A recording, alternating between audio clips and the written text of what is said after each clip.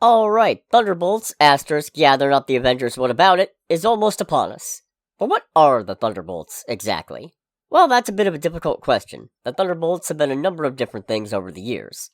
A couple of iterations have been errand boys for villains like the Green Goblin and Kingpin. Other times, the Thunderbolts have been redemptive groups for hopeful ex-villains led by the likes of Luke Cage and Hawkeye. And at least once, they were a squad of lethal anti-heroes brought together by Red Hulk. Incidentally, this is probably the closest to the movie version, at least in terms of general scope and lineup, but we'll see, I guess.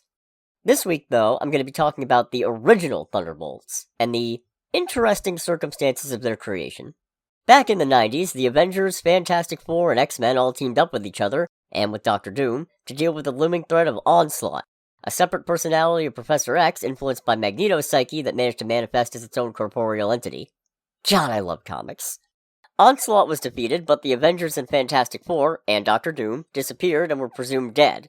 And by all public appearances, the X-Men had killed them, so the world was sorely lacking heroes to keep the people safe and keep morale up.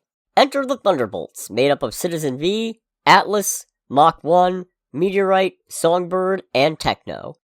These new heroes quickly won their way into the hearts of New York City, and were given the Four Freedoms Plaza, formerly owned by the Fantastic Four, as a base. But the flashy team was, in reality, hiding a dark secret.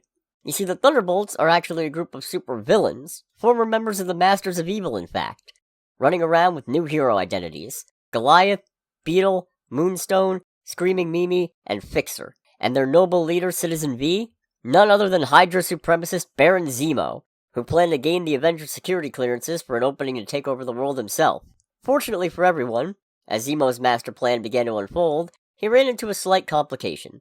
After spending so long pretending to be heroes, several of the Thunderbolts found that they didn't actually want to be villains anymore, and they teamed up with the newly returned Avengers and Fantastic Four to thwart Zemo's schemes.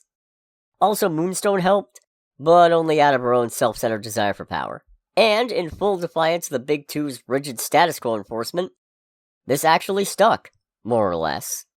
Atlas seems to have gone through a backslide into villainy in recent years, but the former Beetle, now known as Mach X, 10? It's hard to tell, he skipped straight from Mach 7, has remained firmly on the more heroic side since then, as has Songbird. Anyways, like I said, I don't think the movie is going to draw too heavily from this incarnation, but there is an interesting parallel in that both the movie and the original comic are set during a time when the Avengers and Fantastic Four are nowhere to be seen. Even if, in the latter case, it's because they're off on their own alternate world. Actually, that's where the Avengers and Fantastic Four were in the comics, so maybe... No, they're not doing Heroes Reborn. That'd be... There's no way. No.